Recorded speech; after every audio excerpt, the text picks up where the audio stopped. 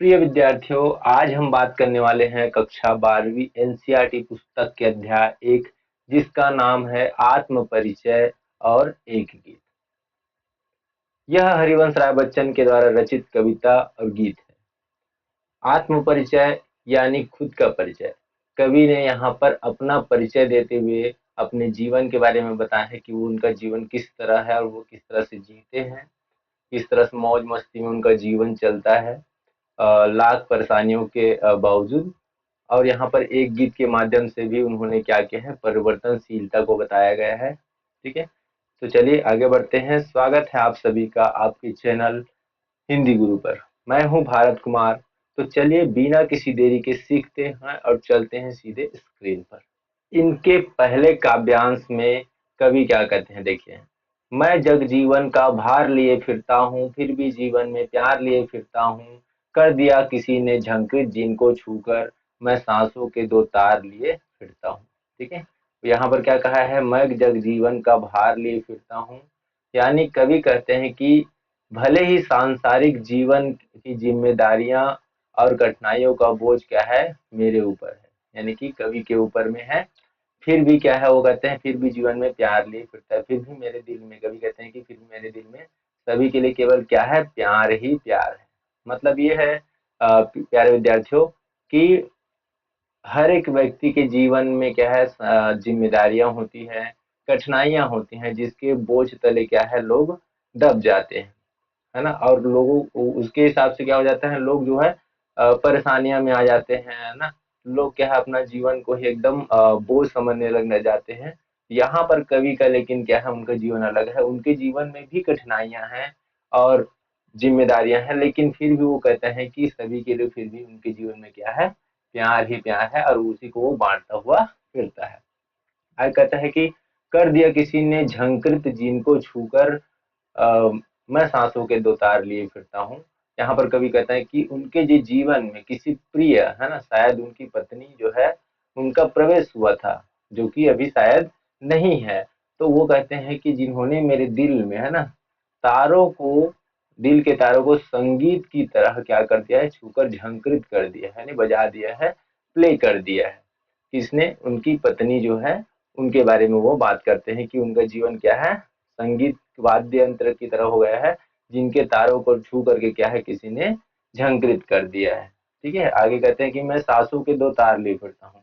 यहाँ पर कह रहा है कि जो वो जो तार है ना, जो भी इंस्ट्रूमेंट है, जैसे गिटार होता है, सितार होता है, वैसे ही क्या है, इंस्ट्रूमेंट के जो तार है, उससे तुलना करते कर रहे हैं कि मैं सांसों के दो तार लिए, मतलब यहाँ पर अपने जीवन की जो सांस है ना, उन दो तार, कौन से तार हैं यहाँ पर, एक तो यादों के तार हैं और दूसरा यहाँ पर उनके जीवन में क्या है, प्रेम रूपी जो तार है, उनके सहारे वो जी रहा है, यानी यादों के सहारे जी रहा है और प्रेम के सहारे जी रहा है। और कहता है कि मैं प्यार बांट रहा हूँ। मतलब ये है कि उनका जीवन ऐसे हो गया है, अभाव में भी वो जी रहे हैं, फिर भी क्या है, उनके जीवन में प्यार है और वो उसी को क्या है, लोगों के साथ में शेयर करते हैं। ठीक है, दूसरा काव्यांश देखते हैं।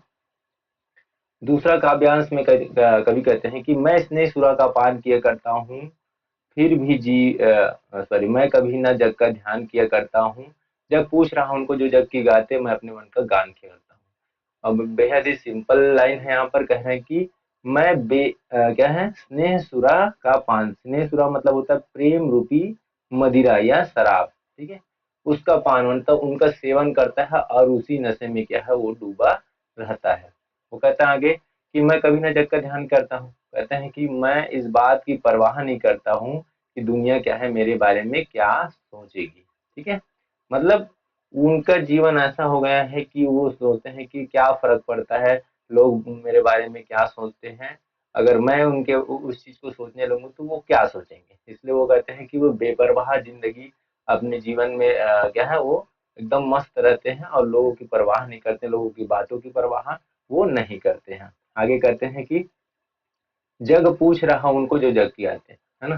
आगे कहे क्या कहते हैं कि दुनिया के लोग क्या है, इतने स्वार्थी हो गए हैं कि वो क्या करते हैं, उन्हीं लोगों की तारीफ करते हैं, है ना, उन्हीं को पूछते हैं, है ना। यानी कि कोई काम आ जाता है तो लोग उन्हीं की तारीफ करते हैं, उन्हीं को पूछते हैं जो दुनिया के हिसाब से चलते हैं, है ना, यानी कि चापलूसी करते हैं। तो ऐसा क्या है कभी देखते हैं दुनिया में तो स्वार्थी हो गए हैं पूरे लोग की तारीफ भी करना है पूछते हैं तो उन्हीं लोगों को पूछते हैं जो चापलूसी करते हैं। कोई सीधा मुंह में बात सामने से ही क्या है बोल दे तो उनको लोग क्या है नहीं पूछते हैं ना ही क्या है उनकी तारीफ करते हैं। ठीक है, आगे कहते हैं कि मैं अपने मन का गान के करता हूँ। अब वो ये सब चीजों को देखता है कि लेकिन क्या है वो कहते हैं कि किसी के दबाव में नहीं आता, है ना? कभी क्या है किसी के दबाव में नहीं आता और कहते हैं कि मैं तो अपने मन की आवाज सुनता हूँ और वही लिखता हूँ और गाता भी हूँ। कहते गान क्या करता हूँ मतलब वो गाना गाता है अपने जीवन में, है ना? जो उनका मन करता है वो अपने हिसाब से जीवन जीता है। वो किसी के एक सिद्धांत पर नहीं चलता, वो अपना खुद के एक सिद्धांत बनाता है और उसी के हिसाब से वो चलता है अपने मन के अनुसार। फिर आगे क्या कहते हैं, तीसरा काव्यांश देखते हैं। इसमें क्या कहते हैं कवि, मैं निज उर के उद्गार लिए फिरता हूँ, मैं निज उर के उपहार लिए फिरता हूँ, है अपूर्ण संसार न मुझको भाता, मैं सपनों का संसार लिए फिरता हूँ। क्या करेंगे, मैं निज उर मतलब उर मतलब होता है हृदय।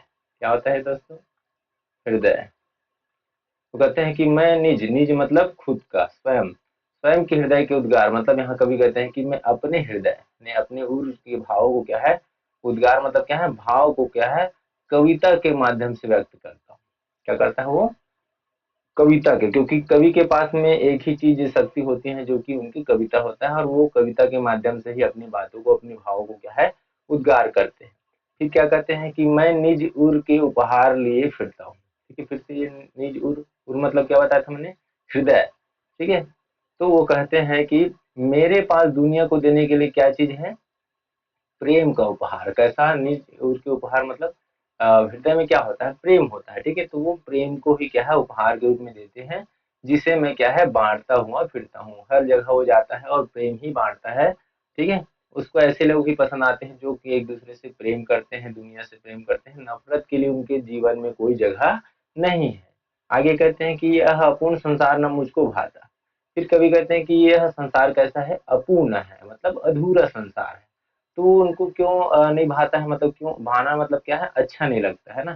क्यों अच्छा नहीं लगता, क्योंकि यहाँ क्या है प्रेम की कमी है ना, इसलिए क्या है उसे ये अच्छा नहीं लगता है। आगे कहते हैं कि मैं सपनों का संसार ले फिरता हूँ, और वे आगे क्या करते हैं कि अपनी कल्पनाओं में क्या है अपनी इमेजिनेशन में क्या करते हैं, प्रेम से भरे एक खूबसूरत सपनों के संसार की रचना करते हैं और उसी में जीते हैं, है ना? हमारे जीवन में भी क्या है बहुत सारी परेशानियां आती हैं, तो हम क्या करते हैं घबरा जाते हैं। तो यहाँ पर कवि जो है अपने हिसाब से जीते हैं और अपनी कल्पनाओं में जीते हैं।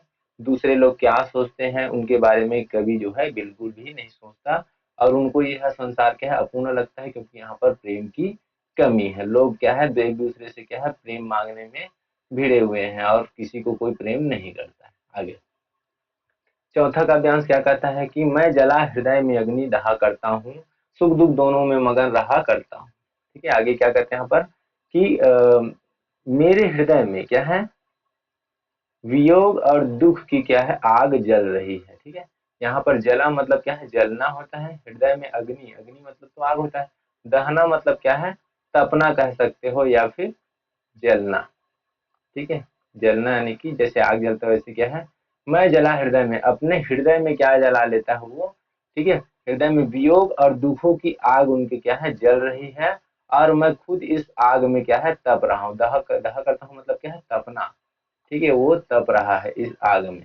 ठीक है, और क्या है सुख दुख दोनों में मगन। अब उनके जीवन में इस इतने सारे परेशानियां हैं, इसके बावजूद भी क्या है वो कहते हैं कि मेरे जीवन के उतार चढ़ाव सुख दुख दोनों ही परिस्थिति में हमेशा क्या है मस्त मगन रहता हूँ।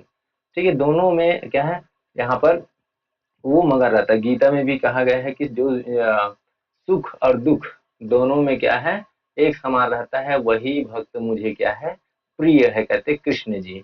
तो वैसे यहाँ पर भी क्या है इनका भी एक सिद्धांत है उनके जीवन में कवि का कि सुख दुख चाहे कुछ भी आ जाए उनके जीवन में वो हमेशा हर परिस्थिति में मगन रहता है। और शायद इसी को ही क्या है जीवन जीने की कला कहते हैं, जिसे हमको सीखना चाहिए। ठीक है, आगे क्या कहते हैं, जग भाव सागर को तरने को नाव बनाए। ठीक है, मैं भव मौजों पर मस्त बहा करता हूँ। कहते हैं कि यह जो दुनिया है संसार रूपी सागर क्या है, भव सागर को पार करने के लिए, ठीक है। भव सागर यानी क्या है, संसार रूपी सागर। यहाँ पर रूपक अलंकार है।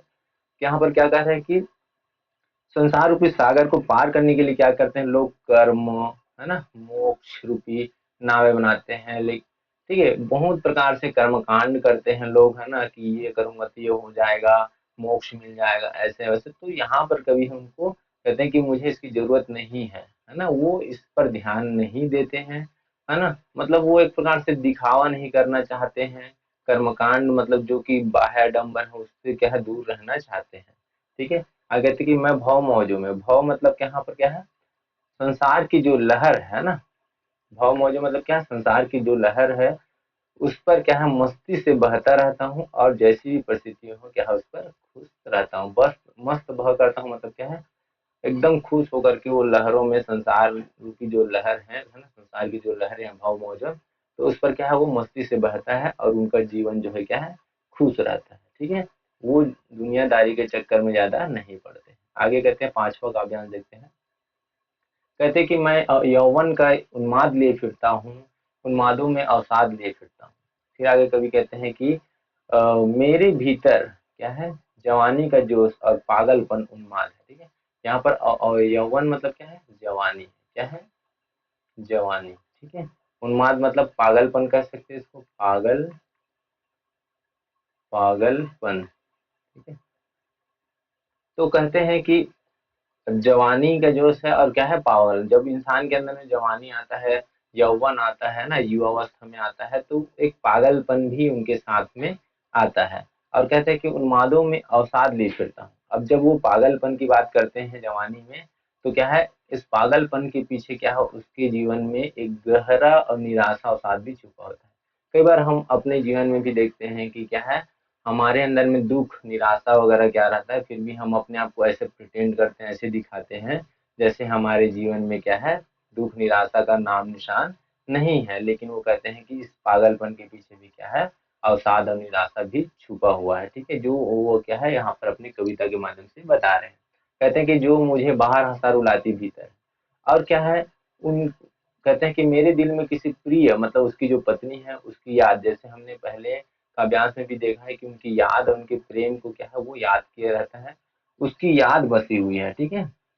जिसके कारण से क्या है, उसको बाहर से तो हंसाती है, लेकिन क्या है वो अंदर से क्या करता है वो रुलाती है ना। मतलब यहाँ पर जो बाहर से हंसने पर मजबूर करती है और आगे, लेकिन भीतर से क्या है उसको रुला देती है। मतलब मैं हाय किसी की याद लिए फिरता हूँ, ठीक है, और उसी याद के वजह से क्या है वो याद को लेकर के फिरता रहता है, यानी कि अपने जीवन को जीता रहता है, और अंदर ही अंदर उसका दिल क्या है बहुत ही ज्यादा रोता है, ठीक है। रुलाती भीतर है मतलब बाहर से तो हंसाती है, हंसाने पर मजबूर करती है, लेकिन अंदर से उनका जीवन क्या है अम, दुखी है कह सकते हो, जिसके वजह से उनको क्या है बहुत सारे परेशानी अंदर में लगता है, लेकिन वो बाहर कभी भी शो नहीं करता है कभी, ठीक है। आगे कहते हैं पांचवा काव्यांश के बाद में आता है छठा काव्यांश, ठीक है। तो छठा काव्यांश क्या है, कर यत्न मिटे सब सत्य किसी ने जाना, नादान वही है हाय जहां पर दाना। कह रहे कि क्या करें कवि कि इस संसार में बड़े बड़े ज्ञानी लोग क्या हैं, कर यत्न मिटे सब सत्य किसी ने जाना। बड़े बड़े ज्ञानी लोग क्या है सत्य को जानने की कोशिश यत्न करते हैं और थक जाते हैं और मिट भी जाते हैं, लेकिन अंतिम सत्य किसी ने नहीं जाना। मतलब अंतिम सत्य मतलब ईश्वर को भी क्या है लोग जानने की कोशिश करते हैं, लेकिन लोग क्या है थक जाते हैं, मिट जाते हैं, मर जाते हैं, लेकिन नहीं जान पाते हैं इस संसार में कि किस तरह से हमें जीना चाहिए, है ना। हमारा जीवन कैसे हो, ऐसा नहीं कि जैसे खाने के लिए जीना है या जीने के लिए खाना है, तो कई क्या करते हैं कि खाने के लिए जीते हैं जीवन में, लेकिन हमें क्या करना है, जीवन जीने के लिए खाना है, ठीक है। तो ऐसा ही कुछ चीज़ों को वो क्या करते हैं कि सत्य जो है उनको नहीं जानते, और इसकी वजह से अपना जीवन क्या है से गुजार के चले जाते हैं और सत्य को नहीं जान पाते। कहते हैं कि नादान वही है जहाँ पर दाना। नादान मतलब होता है ना समझ, ठीक है, ना समझ। अब दाना यानी होता है समझदार या बुद्धिमान, ठीक है। तो यहाँ पर क्या कह रहे हैं कि इस संसार में जहाँ समझदार और चतुर लोग यानी कि दाना रहते हैं, वही नासमझ और मूर्ख नादान लोग भी रहते हैं। मतलब उसी दौड़ में क्या है, हर लोग लग रहे हैं, चाहे वो समझदार हो, अपने आप को समझदार कहने वाले जो है ना सो कॉल्ड, वो लोग भी लगे हुए हैं, और वो मूर्ख लोग भी क्या वही काम कर रहे हैं। जो क्या कर रहे हैं, जो धन दौलत के पीछे भागते हैं ना, उनको लगता है कि इसी में सुख है, और वो पीछे भागते रहते हैं। फिर आगे क्या कह रहे हैं कि फिर मूड क्या न जग जो इस पर सीखे, मैं सीख रहा हूँ सीखा ज्ञान बुलान। फिर कहते हैं कवि कहते हैं कि पूछते हैं, लोगों से पूछते हैं कि क्या यह दुनिया क्या है, मूर्ख मूड नहीं है, है ना, क्वेश्चन मार्क करते हैं कि क्या यह दुनिया क्या है, मूड नहीं है, जो इस सब देखने के बावजूद भी क्या है, स्वार्थ की बातें ही सीख रहे हैं, है ना। क्या ये सभी चीजें क्या है दिखाई यहाँ पर बोल रहा है कि जो स्वार्थ की बातें हैं लोग उसी को देख रहे हैं और कुछ सीख नहीं रहे हैं, है ना।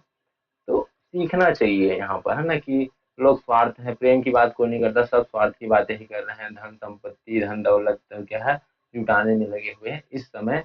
जो कवि कह रहा है कि मैं सीख रहा हूँ सीखा गया, तो कह रहे हैं कि इसलिए क्या कहते हैं, कवि दुनियादारी के सीखे हुए जितने भी ज्ञान को भुलाना चाह रहे हैं, है ना, ताकि वो क्या है सीधे सरल मन से जी सके, है ना।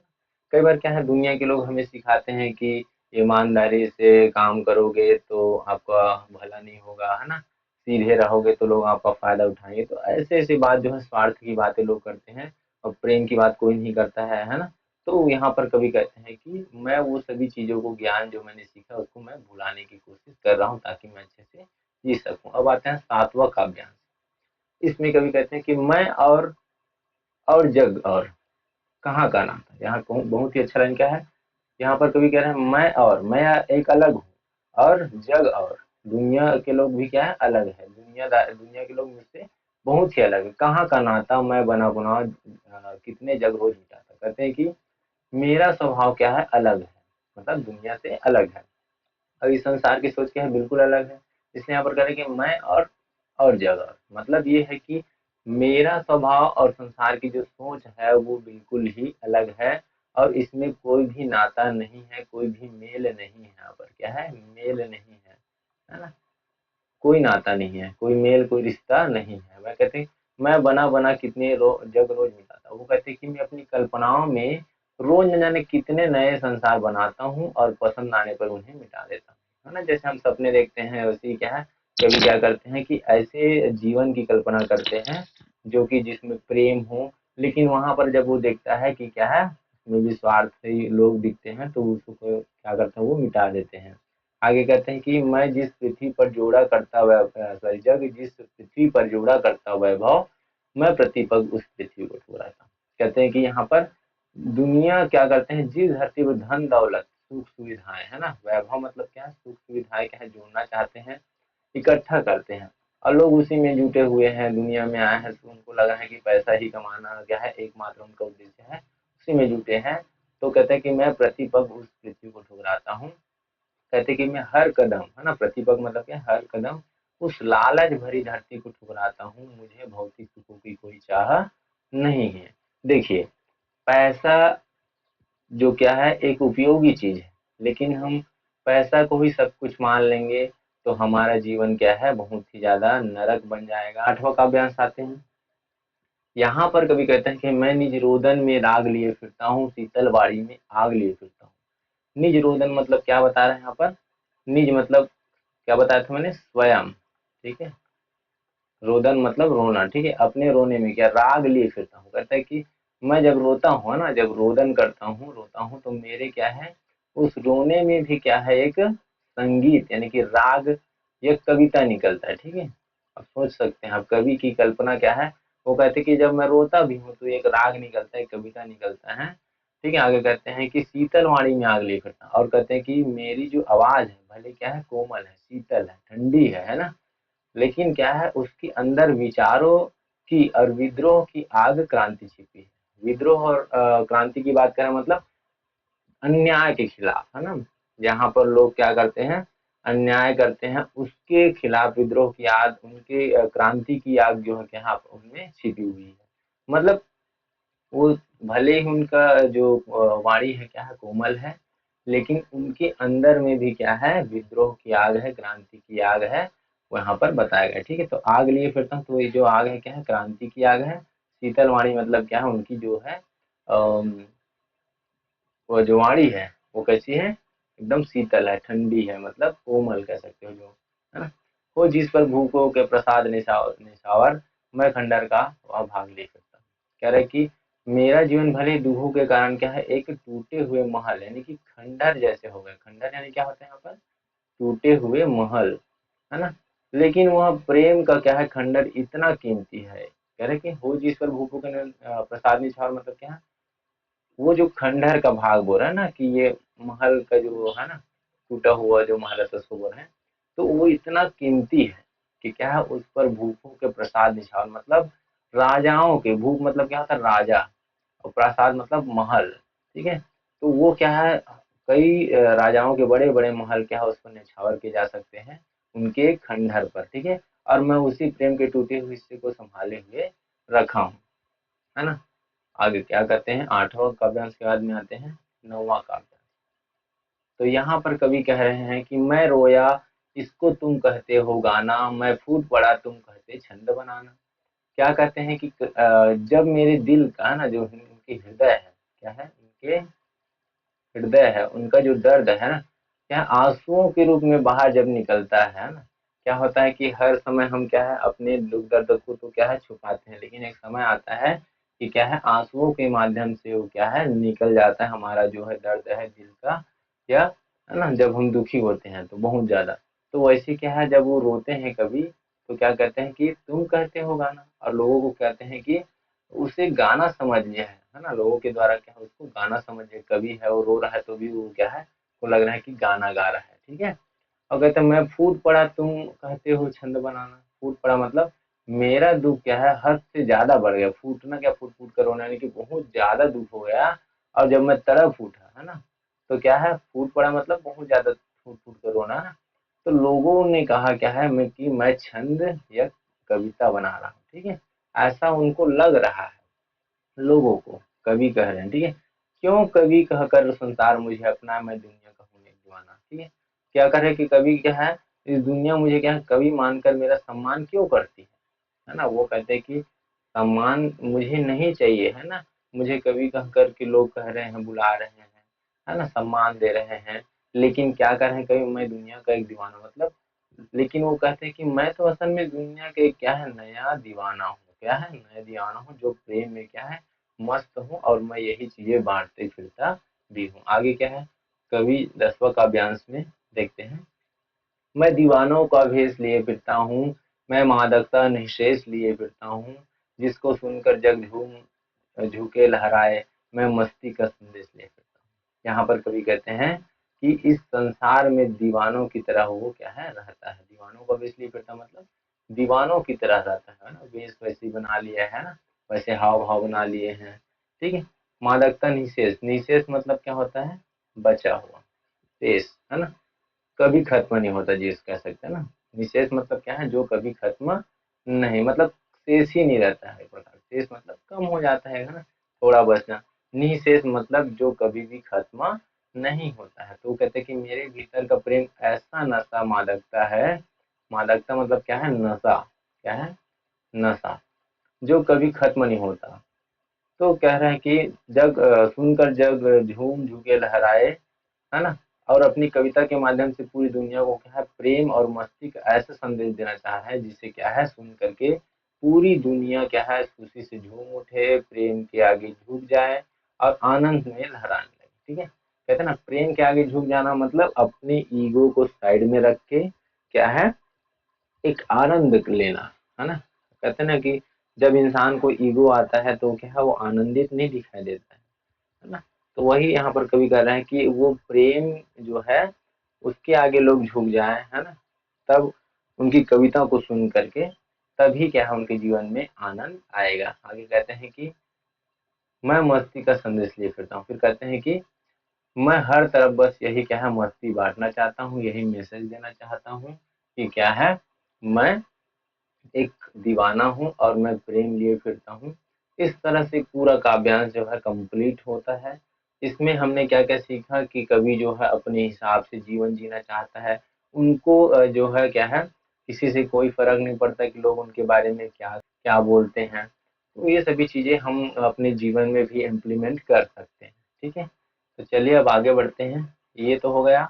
अब हम आते हैं पहला काव्यांश, जो कि किसका है यहाँ पर, एक गीत। ठीक है, हमने बताया था ना, एक एक गीत। एक गीत है, ये निशा निमंत्रण नामक एक संग्रह वहां से लिया गया है। इसका पहला काव्यांश है, उसको हम समझते हैं। ठीक है, कह रहे हैं कि हो जाए न पथ में रात कहीं, मंजिल भी तो है दूर नहीं, यह सोच थका दिन का पंथी भी जल्दी जल्दी चलता है, दिन जल्दी जल्दी ढलता है। तो यहाँ पर कवि क्या कहते हैं कि दिन भर की यात्रा से जो थका हुआ यात्री, यानी कि पंथी, पंथी यानी क्या है, पथ मतलब तो रास्ता होता है ना, पथ मतलब रास्ता। ठीक है, तो कह रहे हैं कि यहाँ पर जो पंथी है ना, पूरा लाइन का मैं बता रहा हूँ। ठीक है, तो पंथी जो है क्या है, जब देखता है, क्या देखता है कि अब उसकी मंजिल पास में है, मंजिल भी है तो है दूर नहीं, मतलब पास में है। तो उसके मन में क्या होता है, एक डर आ जाता है। क्या आ जाता है, डर, कि कहीं रास्ते में यानी पथ में ही रात ना हो जाए, है ना। कहते हैं ना, जब हम अपनी मंजिल की ओर जा रहे हैं और एकदम पास पहुंच गए हैं, तो हमको कुछ चीजों को डर लग जाता है कि ये हो ही गया तो, है ना। तो वहां पर वो कह रहे हैं कि वो मंजिल तक पहुंचने वाले, लेकिन रात ना हो जाए करके उनको डर है मन में।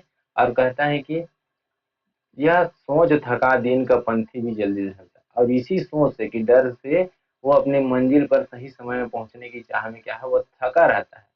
ठीक है, थका हुआ क्या है, दिन का जो पंथी है, राहगीर है ना, चलने वाला है, वो क्या करता है, थकने के बावजूद भी क्या है, अपने कदम तेज तेज बढ़ाने लगता है। ठीक है, जल्दी जल्दी चलता है, मतलब अपने कदम को तेजी कर देता है। फिर आगे कवि कहते हैं कि समय किसी के लिए क्या है, नहीं रुकता है। ये सब चीज वही है कि जल्दी जल्दी ढलता है, यानी कि समय जो है किसी के लिए नहीं रुकता है, परिवर्तन होते रहता है। शाम होने वाली है, क्या बोल रहे हैं, और दिन बहुत तेजी से क्या है, जल्दी जल्दी ढलता है। दिन जल्दी ले लेता है, मतलब सिंपल सी बात है कि शाम होने वाली है ना, दिन का समय समाप्त हो गया है। और यही चीजें यहाँ पर बताया। तो यहाँ पर जो है एक पंथी, ठीक है, किसके बारे में बताया गया, पंथी के बारे में बताया, यानी कि राहगीर के बारे में बताया है कि उनका जो जीवन है कैसे रहता है, और वो क्या है, मंजिल में पाने के लिए क्या करते हैं, जल्दी जल्दी चलता है। भले ही मंजिल पास में हो तो भी क्या है, उसको एक डर सताता है कि कहीं मैं इस रात ना हो जाए, अंधेरा ना हो जाए, उससे पहले मैं अपनी मंजिल तक पहुंच जाऊं। दूसरा काव्यांश देखते हैं। ठीक है, तो दूसरा काव्यांश में कहते हैं कि बच्चे प्रत्याशा में होंगे, नीड़ों से झांक रहे होंगे, या ध्यान परों में चिड़ियों के भरता, कितनी चंचलता है, दिन जल्दी जल्दी ढलता है। यहाँ पर अब चिड़िया के बारे में बात कर दी। क्या किया यहाँ पर, चिड़िया। ठीक है, पहला में पंथी के बारे में था, तो उन्होंने बताया। अब यहाँ पर बच्चे प्रत्याशा, प्रत्याशा यानी होता है क्या, उम्मीद, प्रति आशा, जिसके प्रति आशा की जाए, उम्मीद बोलो या आस बोलो, एक ही मतलब है। ठीक है, कवि कहते हैं कि प्रकृति के माध्यम से इस बात को समझाते हैं। और क्या कहते हैं कि जब शाम होती है तो आसमान में क्या होता है, चिड़िया क्या है, उड़ती हुई चिड़िया को क्या याद आता है कि उनके जो छोटे छोटे बच्चे हैं ना, नीड़ों से बाहर निकल कर क्या है, झांक रहे होंगे, प्रत्याशा में होंगे, है ना, इस उम्मीद में होंगे। किस लिए उम्मीद होंगे, नीड़ों से झांक रहे, मतलब अपने घोंसलों से झांक रहे होंगे। यह ध्यान परों में चिड़ियों के भरता कितनी चंचल है। पर मतलब होता है पंख, क्या होता है, पंख। तो कह रहे हैं कि जब वो सोचता है कि बच्चे एकदम उम्मीद में होंगे, है ना, अपने जो घोंसले से झांक रहे होंगे, है ना, तो क्या है, वो जो बात है, उनके जो माता पिता है, जो चिड़िया है, उनके लिए क्या है, दाना लेकर आते ही होंगे, ऐसा वो सोचते हैं। तो क्या है, चिड़ियों के दिमाग में अपने बच्चों का यह ख्याल आता है। और उसके जो पंख है, पर है ना, वो क्या है, गजब की फुर्ती और गति हो जाता है, चंचलता आ जाती है। चंचलता मतलब क्या है, गति आ जाता है, एक प्रकार से क्या है, मोशन आ जाता है। और दिन जल्दी ढलता है, और वे अपने तेजी से क्या है, घोंसलों की तरफ उड़ने लगते हैं, क्योंकि दिन क्या है, जल्दी जल्दी ढल रहा है, रात होने वाली है। ठीक है, जिस तरह से पहले ही हमने काव्यांश में देखा, पंथी जो कि क्या है, रात होने से पहले अपने घर पहुंचना चाहता है, अपनी मंजिल पहुंचना चाहता है, वैसी चिड़िया क्या है, भी अपने बच्चों के लिए क्या है, जो भी चीज खाने पीने की चीजें लेकर के क्या है, जल्दी से जाना चाहता है। वो सोचते हैं कि मेरे बच्चे मेरा वेट कर रहे हैं। आगे तीसरा काव्यांश में हम देखते हैं, कहते हैं कि मुझसे मिलने को कौन विकल, मैं हूँ किसके हित चंचल।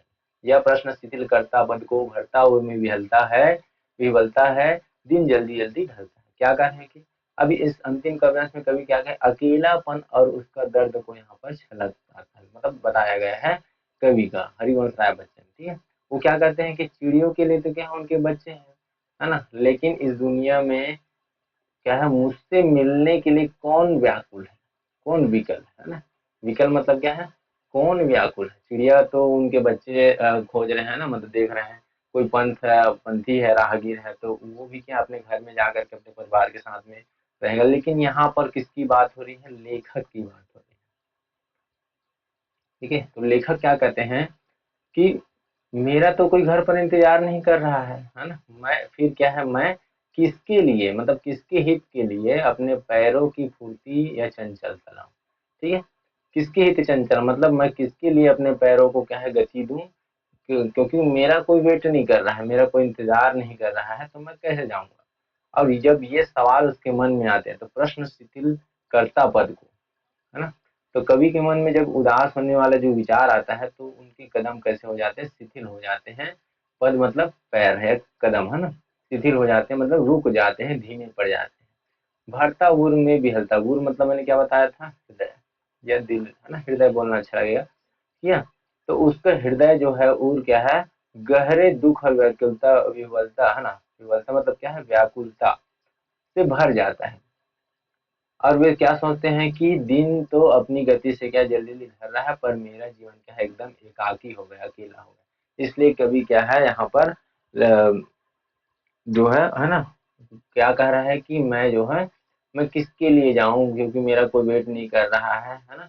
तो इस तरह से वो बार बार सोचता है, और उनका जो चरण है ना, उनके जो कदम है वो रुक जाते हैं, धीरे पड़ जाते हैं, क्योंकि उनको लगता है कि मुझे तो है ना घर जाने के लिए भी कोई इंतजार करने वाला होना चाहिए ना, तभी हम घर जाने में अच्छा लगता है। हमारे जीवन में भी अगर मान लो हम देखते हैं कि अगर घर जा रहे हैं, अगर कोई इंतजार ही नहीं कर रहा है, तो हम उस घर में जाने के लिए क्या है, हमारा मन नहीं करेगा। या कोई जगह भी आप देख सकते हैं, अगर आपका कोई इंतजार नहीं कर रहा, आपका कोई अपना नहीं है, तो वहां आपको जाने का मन नहीं करता है। ठीक है दोस्तों, तो मुझे लगता है कि आपको ये जो वीडियो है ना, ये बहुत ही ज़्यादा पसंद आया होगा, समझ समझ आया होगा, उपयोगी रहा होगा, है ना। अगर वीडियो अच्छा लगता है तो अपने दोस्तों के साथ क्या करना है, आपको शेयर करना है। और मिलते हैं अगली कक्षा में, अगले वीडियो में, तब तक के लिए पढ़ते रहिए, मुस्कुराते रहिए। धन्यवाद।